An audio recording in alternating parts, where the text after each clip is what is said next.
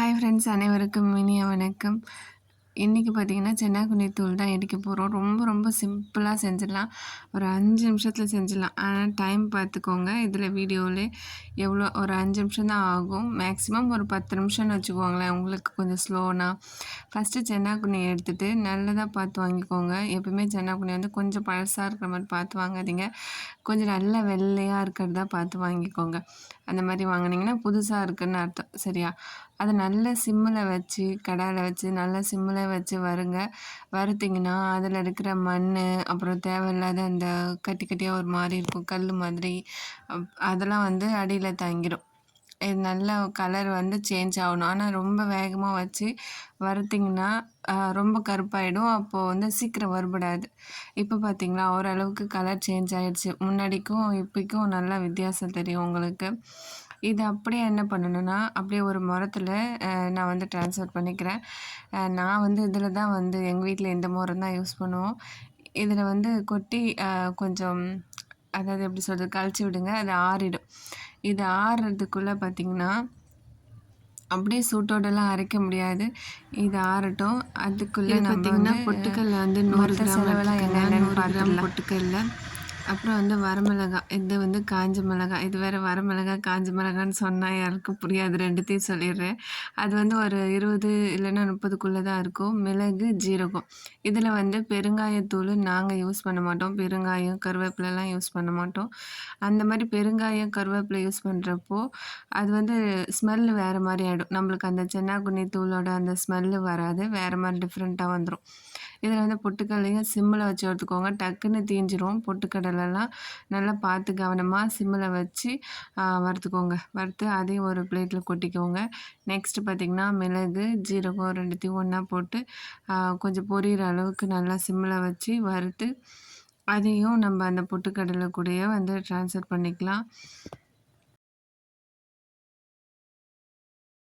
அப்புறம் பார்த்திங்கன்னா, காஞ்ச மிளகா. ரொம்ப ரொம்ப ஸ்லோவாக வைங்க காஞ்ச மிளகா வறுக்கிறதுக்கு. சரியா? காஞ்ச மிளகா ரொம்ப தீஞ்சிரும்.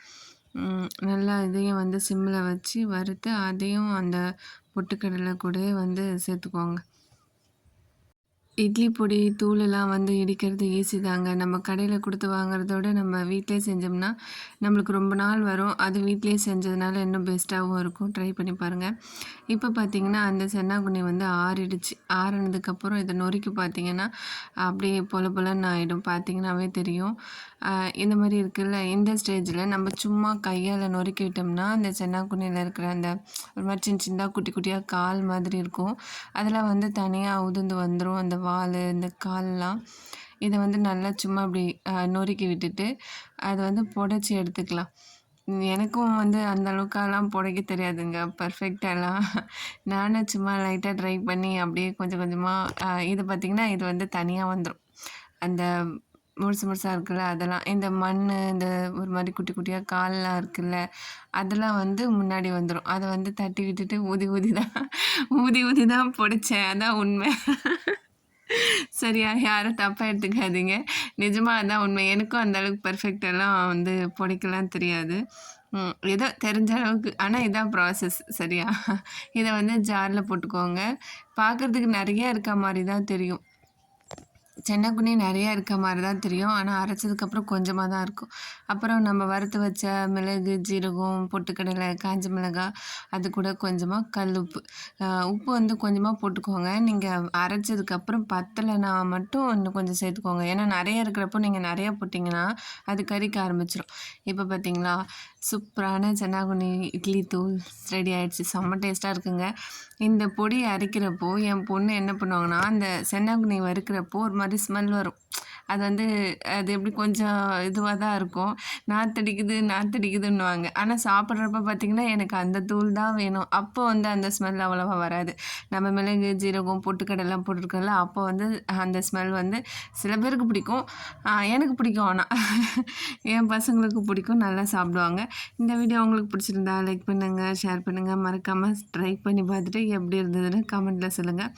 கடையில் வாங்குறதோட நம்ம வீட்டில் வந்து இந்த மாதிரி செஞ்சு வச்சுக்கிட்டோம்னா ரொம்ப நாள் வரைக்கும் வரும். நம்ம வந்து செஞ்சு வைக்கிறப்போ எப்படி சொல்கிறது, அது ஒரு தனி ஃபீல் தானே.